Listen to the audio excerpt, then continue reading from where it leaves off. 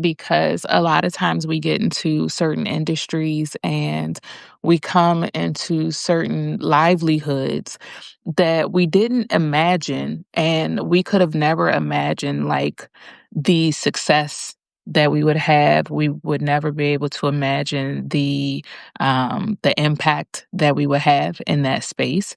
And that's me in tattoo, right? So if you don't know, I come to tattoo as a cutter, and it was kind of ancestral veneration, or not ancestral veneration,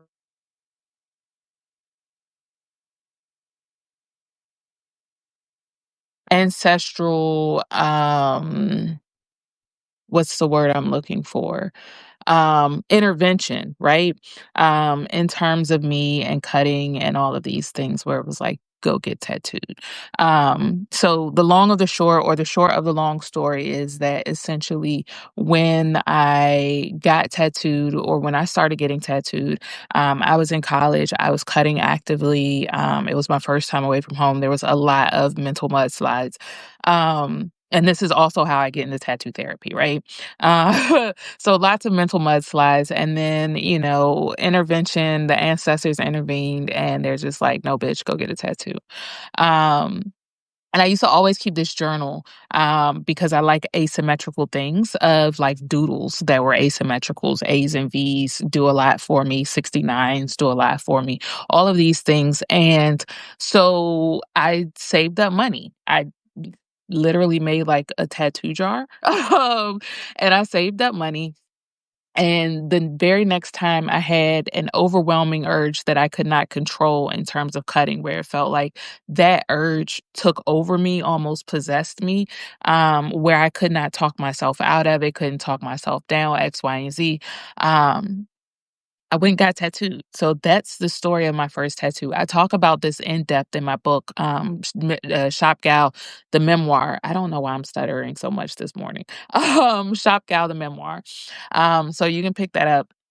You can check it out. I talk a lot about how a white man told me no. So when I did, take it seriously and start trying to find an apprenticeship, taking that as a challenge. I talk about, my mental mudslide. So what led me to tattoo in the first place. So anyway, with that, I never imagined coming to a place of survival, right? A place of, no, really, I'm doing this because I want to live. I'm trying to choose to live. I'm trying to choose happiness. Um, that I decide that I want to become a tattoo artist. And in becoming a tattoo artist, I did not know that what I was asking for is my liberation. Ah, Go figure. I grew up in tattoo, so I always talk about how tattoo literally saved my life, because without having something of a release, both on both sides of the counter, from wow, this is really emotional, um, from being the one getting tattooed to also being a practitioner, it has done a lot for me in terms of me growing up, in terms of me healing, in terms of me owning my shit, in terms of me doing my shit, in terms of me becoming the shit, which is what kind of leads us here, which is when I wrote Shop Gal, I wrote it to take time to reflect, right? We come into survival things, and the key is to survive. So you don't see all of the things that you're doing, all of the moves that you're making, the impact, none of that. You don't see any of it. And in fact, if you don't make time to go back to bring it back forth to your memory, you can forget it. So you forget that you've done great things, no matter how small they may seem, right? So with that, I decide that I want to take a journey and go back at my 16-year mark. I'm now at 22. Um, at my 16-year mark, to look at all of the things that I've been able to do, all of the growth that I've had through tattoo, through my ancestors, because they're the ones who sent me their shit.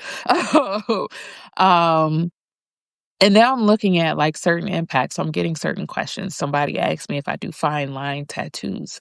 And I was just like, yes, I do fine line. And somebody, something was literally just like, own your shit, right? Like, stand in your shit and own it. And I was just like, the fuck? So I was like, not only do I do fine line tattoos, but I am the purveyor of fine line tattoos for black skin. So what we know that is trending is fine line tattoos, black people being able to get fine line tattoos. In the early 2000s, honey, that was not a thing. Let me tell you, I'm the second black female tattoo artist, most prominent tattoo artist for the US. And when I came in, even Mama Jackie, because it's a whole boys club, and it has always been a boys club, at least for Western society, right? Um, when we get down to it, everybody's doing thick lines. Everybody's doing trad. It is the style of the era. And not only that, but if you were black, you were always advised that you had to have thick lines, that, nothing was going to show up on your skin if it wasn't thick lines. And I'm not just talking about my skin tone. I'm talking about like 12 shades lighter type shit. Like if you were any type of melanated, it was always like, get thick lines. It's not going to show up, you know? Um and so I started challenging that. And in challenging that, I decided that I would listen to my tattoo master. I took all the lessons from him, and then I applied my own understanding, and that's when I came up with fine line. Now, in that, it was nothing, necessarily special, other than I was bold enough to try fine line based on what I understood about tattoo, based on what I have been, the instruction and the foundation that I've been given, to start kind of innovating in there, right? So I remember the first fine line piece I did, it was names on the back of my soror's ankles. And they're fairly small. And he was like, they're going to look like shit in like a year. And I was like, you taught me. Let me do this shit. And sure enough, years later, literally almost 22 years later, yeah, yeah, they still look readable. They still look great. And I took all of the practical, and this is why I stress, the importance of tattoo apprenticeships and being able to understand what that looks like, because you can't innovate if you haven't been giving the foundations. You're going to be too busy learning the foundations for the next umpteenth years to come, that you can't innovate so fast. I innovated within the first year, less than a year of tattooing. Like, she wasn't a customer, she was a guinea pig. you know but I took time to learn the foundation, so that way, I could understand the rules to break them. Pretty much the theory of Picasso, right? Picasso does cubism, and with him doing cubism, what Picasso did and what he was dedicated to was learning the rules, learning how to do, traditional painting as it was for his era. And then once he got to a point where he said, I've learned everything that I can possibly learn, let me deconstruct this. And in deconstructing that, that's how he comes up with the most beloved form ever, cubism, right? Cubism was nothing but Picasso saying, I know the rules and now I understand how to break them. So if you come at me with shit, I can tell you exactly what the fuck I did with my work to get to where I am, bitch. Like, that's Picasso's vibe, right? And I'm in my Picasso period where I'm starting to deconstruct all of my work, starting to actually study myself, study my work, study my artistry, study this gift that I've been handed, right? Like, I was ushered into tattoo from the ancestors, to understand what else they're trying to tell me, right? They wanted me to survive for a reason. They wanted me to live for a reason. And it's not just like, yeah, bitch, just let my legacy live on. There's something else there, right? So, anyway, that's the first innovation. The second one is, what was it? The hashtag. Black female tattoo artist. So again, innovating very, very early in life. And it's my homegirl, Carl, who reminds me that I made predictions about how we would need to use social media, and how the brand would stand digitally, and what we needed to do for pens and needles, all this wild shit that I'm like, I forget that I even, and she was like, no, no, you're the one who led us there so that we could actually do the things and survive, and like not even survive, but like thrive and be ahead of the curve. I'm like, shit, I didn't know. Um, but anyway, the hashtag Black female tattoo artist, just so you understand, the space in which I come into the door of tattoo, it is when Black Planet is starting to, um, kind of quiet down a little bit, right? My space is starting to pick up. We're starting to code, and my space has nice flowy pages with lots of code of music and twinkles and shit coming down. And it takes 20 minutes for a page to load up, and you're going to sit there and wait because you know that whatever is behind all this code that is coming together and loading, it's going to be a grand fucking experience, right? Of that person, of that brand, of whatever. On Artistic Soul, I was known as, or on MySpace, sorry, I was known as Artistic Soul. There's also another page called Indian Pussy. That is my character, Indian Pussy. Like, she's actually a character. I'll talk more about that branding stuff later. But I was known widely as Artistic Soul. I used to paint custom sneakers. I still do if the vibe is right. Um, and that's how I started making my name as a tattoo artist, right? And this is literally how I teach now. So I teach you economics first and how to make money off of the art that you already know how to do. So that way, by the time you get to tattoo, you're only building on what you already know. So a lot of times for people coming in with me, it feels a lot harder. It's a lot less dopamine inducing if you don't even understand what you want to do if tattoo wasn't a thing, right? Or you're just not willing to get out there and do something artistic that would keep you in that realm, that would keep you practicing tattoo 24/7, and being able to translate, certain art forms in a tattoo. Um, so during my apprenticeship, I was Artistic Soul. I was not getting paid, so I was doing custom sneakers, and I was doing a hell of a bang up job. Like, it was great, to the point that um, through MySpace, I was noticed from Red Bull. I was noticed from Adidas. I was noticed from Def Jam, and I became a published author about sneakers, about being a sneaker freaker, being a female sneaker freaker, right? Um, and shout out to being a queen among kings. The book that I'm in Def Jam, I'm literally the only woman talking about sneaker freaking. I'm the only one talking about custom sneakers. The book is called I forgot the name of it, and I can see it. It's in my studio. Um, the definition of hip hop, right? And it's a painting of Little Kim on the cover, and I am in there. I don't have any images in there, but I do have words in there where they're talking about, they're sharing my story about sneakers and my philosophy about, like, I painted the back of sneakers because guys will always, this was like 90s, 2000s, going into like early 2000s. So it was literally like guys always want to look at your butt. And around this time for DC fashion, we had Parasuco, we had Bongo, like we had skinny jeans for the ladies. Um, so with that, it was always like guys always want to look at your ass when you walk past. They could look at the back of my sneakers. So I would make it something like, I don't want you looking at my ass. I can't really help that you're going to look at my ass, but I can give you something to divert your attention so that I don't feel you looking at my ass, which was the back of sneakers. So that was my philosophy with sneakers. I did a hell of a job. It solidified me not just as a tattoo artist, but among Black Broadway's who's who. If you don't know, in DC history, there is Black Broadway, which is U Street, and that is where a lot of the Black businesses, people who were thriving, Black who's who, Black middle class, anything Blackety Black, culture related was on U Street, and so was I. Right. So I started really innovating a lot within tattoo culture, from a place called Rhode Island Avenue, which is where I did my apprenticeship under Chris.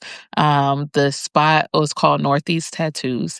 And then when Northeast Tattoos was closing and Chris was like, I'm doing my own thing, I went with him. Like, where the fuck else was I going to go? I was just going to be like, no, I'm outside. But at Northeast Tattoos, I innovated 2 times over before the shop even closed. But most of it is because I understood my foundations, right?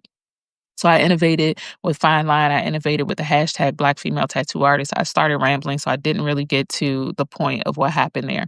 But with Black Female Tattoo Artist, what happened on MySpace is I started using hashtags. I understood almost immediately how hashtags filed things in the broader scape of the internet. So being able to find things based on hashtags, it is going to change. And is already changing, now where you can find certain AI quotes, right? Things that people are searching for. So AI terms, things like that. So it's going to be a little bit different, but still the same idea. These words, you put a pound sign in front of them. They organize your information amongst the broader of the web. So I used to use this hashtag Black Female Tattoo Artist all the time. And I shouldn't say used to because I still use it. Black Female Tattoo Artist. I use it all the time. And I would use it all the time because part of my apprenticeship was I had to search for other Black tattoo artists. So I would use it as a way to hopefully, flag like, hey, I'm here. Where are you guys?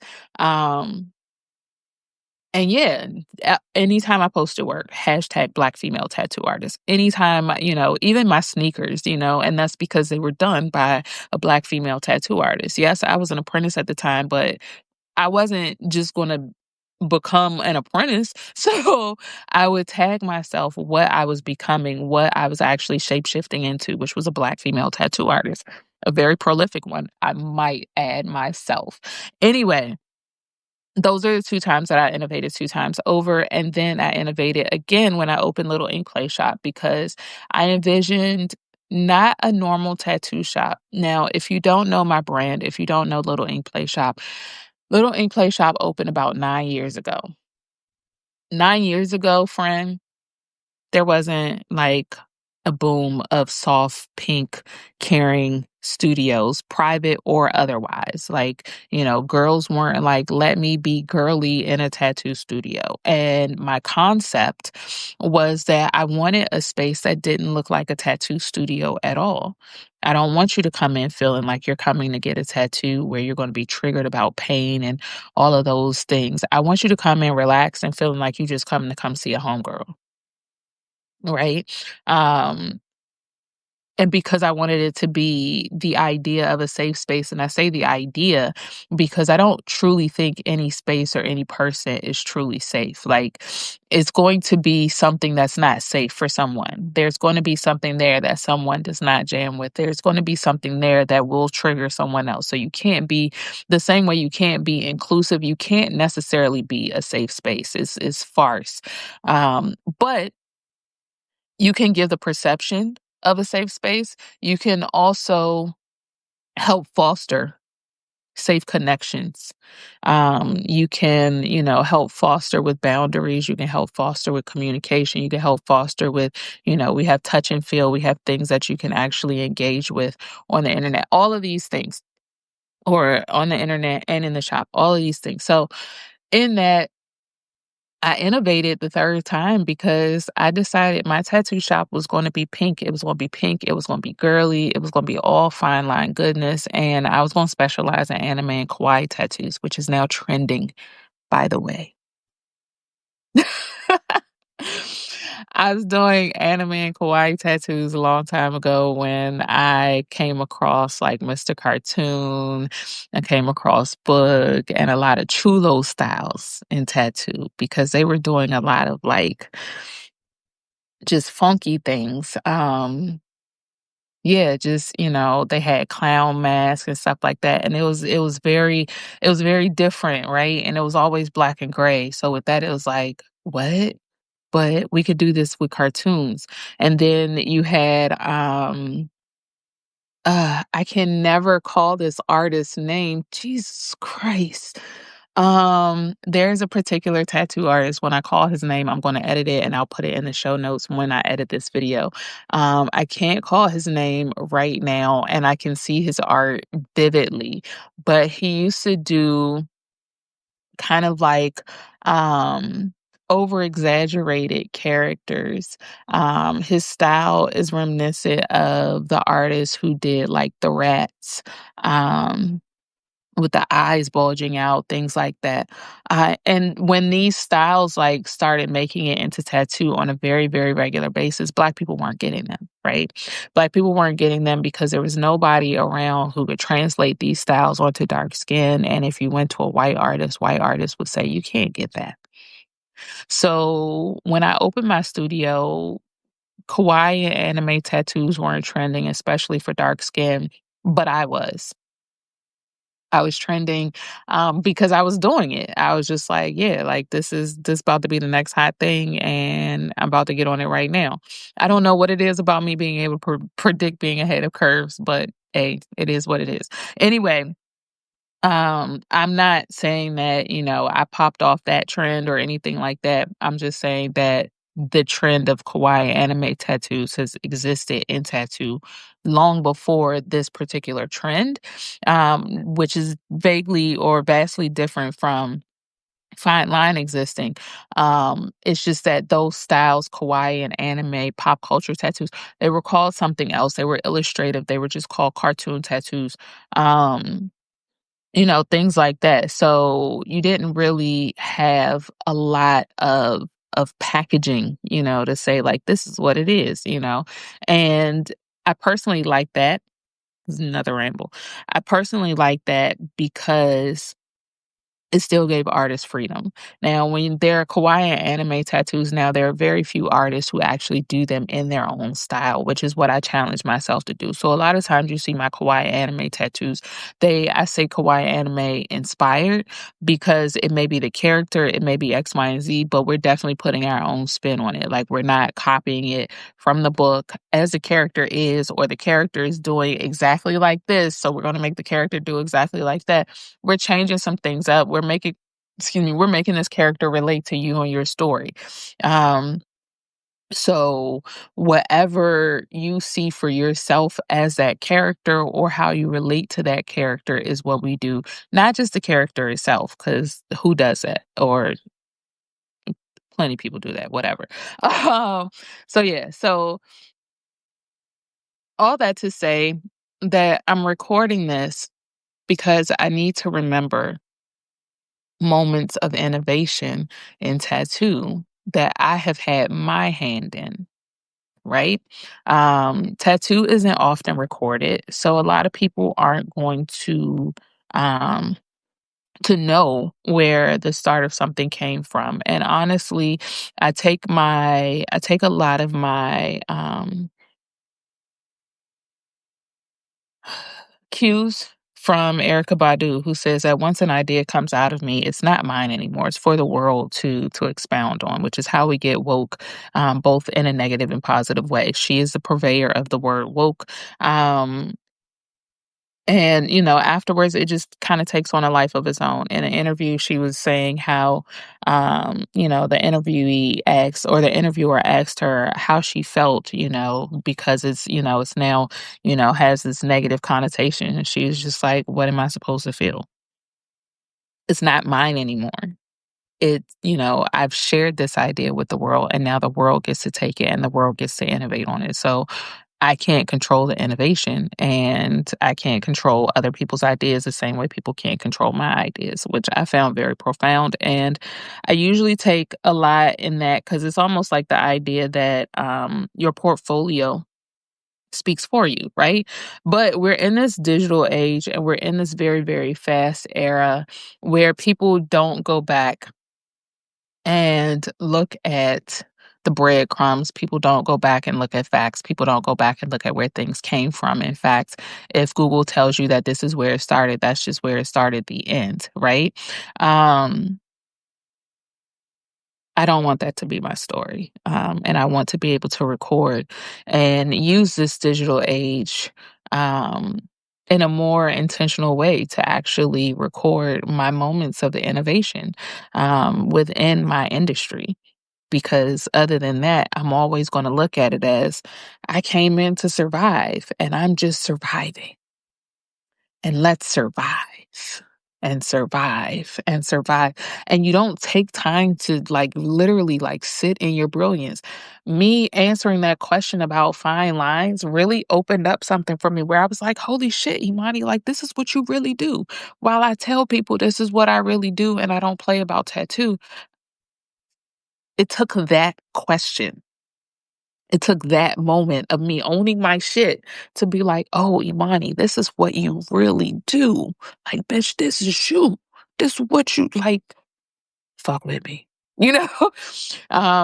So yeah, so I thought I'd share that. Yes, this is a live recording. Yes, this will be edited.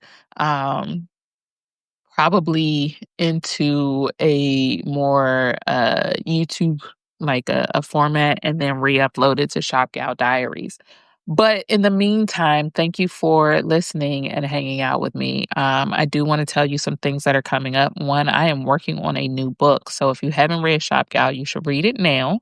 It is my memoir that talks about how I got into tattoo, how tattoo saved my life, all the things, all the snowballs that led me there, and how I become the tattoo artist you know today, like the kawaii tattoo artist you know today, the pink loving tattoo artist you know today, um, the take no shit tattoo artist you know today, right?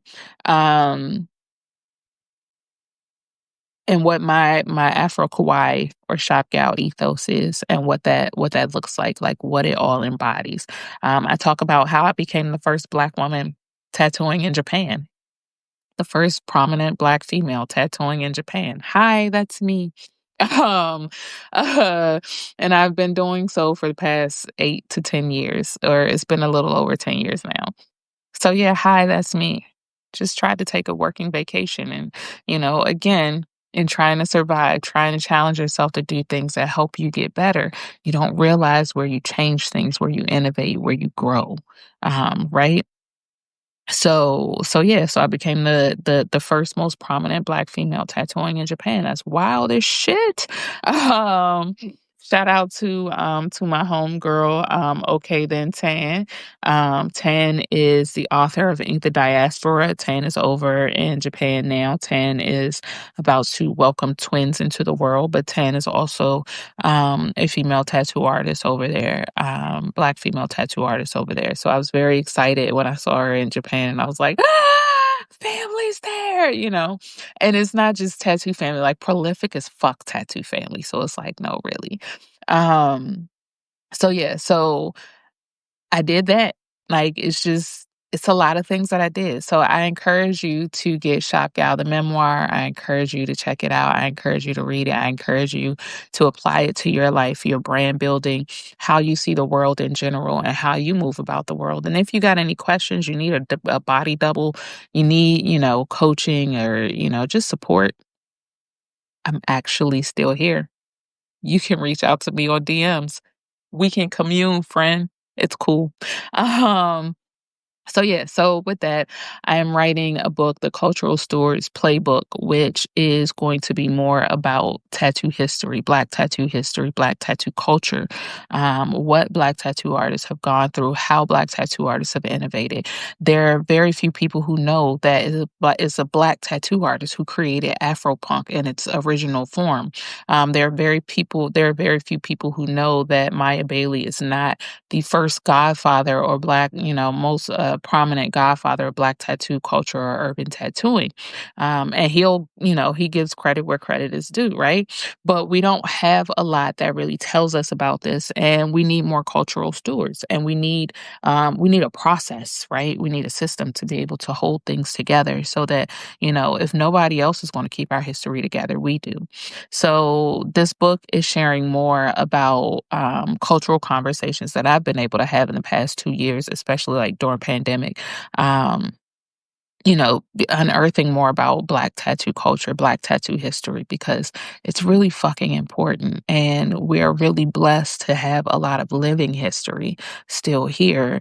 And as I say, like it's all around, but people have to be open to it. People have to be open to that history. Because other than that, you get people saying, I'm the first person who did, Black inks, created Black inks. And it's like, no, you didn't. That's Andre Malcolm, you know? Um, a hundred dragons. He does bodysuits. He's the black guy. He's the only black man purveyor who is doing like full traditional Japanese bodysuits and such. That's not you, you know? Um, and being able to put that history together, what the OGs have been able to do. And I'm not saying like I'm not trying to say like I'm throwing shade at anybody, but I want us to know our history. I want us to know as black tattoo artists like who paved ways and not just, assume that because we can't find them on Instagram or because they're quiet and they don't have a large following. Um, that they're not important, that, we just railroad over them because they're not in this digital age or they're not putting on in this digital era. Um, they've done the work already. Let them fucking rest and let them live how they choose to. So, I'm working on that cultural stewards playbook, and it's going to be a lot of conversations. It's going to be a lot of looking at my work. I have decided that I'm taking my work as a living dissertation. I've done 22 years of tattooing, and in that, I have learned a lot of shit, a lot that, we can either wait for the internet to tell it to us or we can compile it and give it to our folks. So I'll be working on that. And then also, um, I'm booking for tattoos and I'm booking for branding, and you're going to see a lot more from me in terms of tattoo ethnohistory, specifically Black tattoo culture, obviously, duh. And I'm getting ready. We're gearing up for Black Tattoo Anthology again, Black Tattoo Culture Con by Black Tattoo Anthology. So I'm really excited about those things. So I can't wait to tell you more. Those things will probably be in written long form more than anything. The next post that I'm doing, I'm actually sharing more about my dissertation, like the question posed and what I've been actually looking at and observing for the past 20 years. I'm like, this can't be a rhetorical question anymore. Like, we actually have to answer the question. Um, and looking at the phenomenon of what I call tattoo hunger or ink thirst, that is happening, right? Um, that is happening among Black folk in general. It's not just people who are getting tattooed, it's people who are tattooing, it's people who, feel like tattoo has called them to be into tattoo for whatever reason. What does that thirst look like and why? Why is it here? Why is it awakening now? And what do we do with it?